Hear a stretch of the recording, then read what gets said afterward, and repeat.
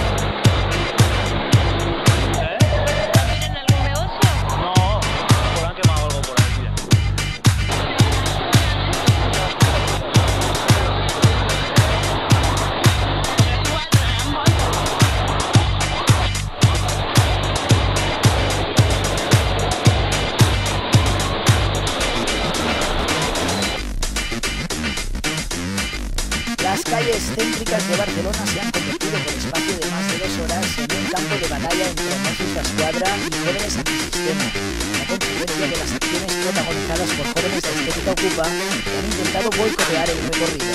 Al no conseguirlo, han iniciado actos violentos por zonas céntricas de la ciudad, como la Vía Laietana.